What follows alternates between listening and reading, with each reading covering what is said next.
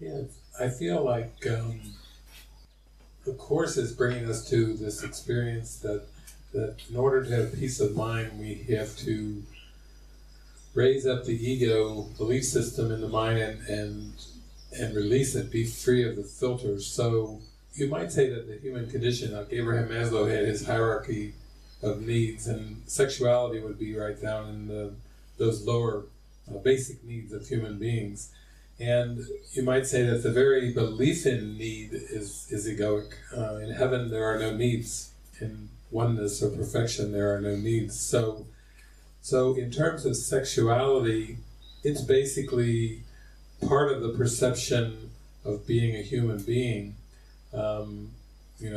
Hunger and thirst, sexuality, there's things that psychologists like Maslow would say those are basic needs, and then as those needs are fulfilled fairly regularly, then the mind can kind of raise up a bit and advance into higher order needs, and he would call that self-actualization.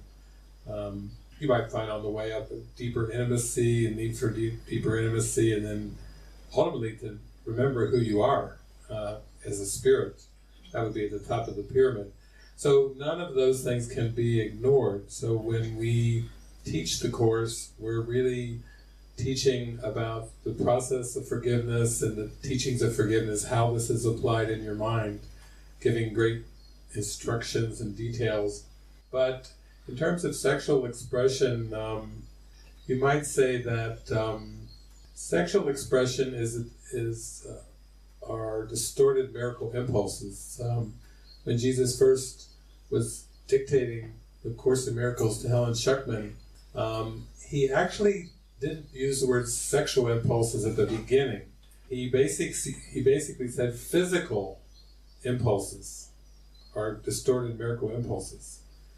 So that's a much broader category than sexuality and sexual impulses. We could say hunger, thirst, the desire to be warm or cool or maintain a moderate temperature with the body, all the things that we would say are part of the human condition are part of this distorted miracle impulse where basically every moment of every day you're being called back to God.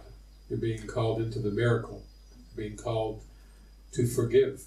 But that miracle impulse, almost like if it was like a beam of light coming, like in our little skit here where the little beam of light was coming into the darkened world, when that beam of light comes through the ego filter, which is one of lack and need, then it comes out on the surface of human consciousness as cravings and needs. So even when we're hungry, that's God calling. When we have sexual desire, that's God calling. When we're getting tired and fatigued, that's God calling. When we want stimulation or music or a massage, when we're thirsty, that's God calling. The miracle impulse, it would be like a beam of light coming, calling us home, calling us to return back to heaven.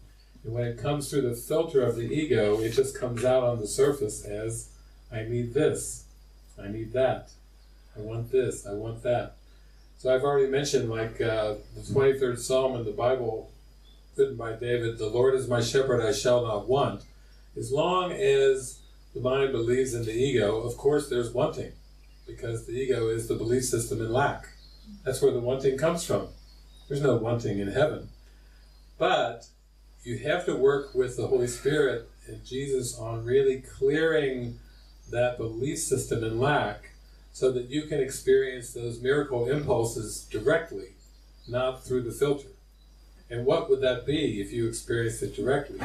Well, there's all kinds of prompts and guidances of what to say, what to do, how to be truly helpful. That's like the prayer at the beginning of the Course. I'm here only to be truly helpful. That's why we're called through A Course in Miracles to be miracle workers.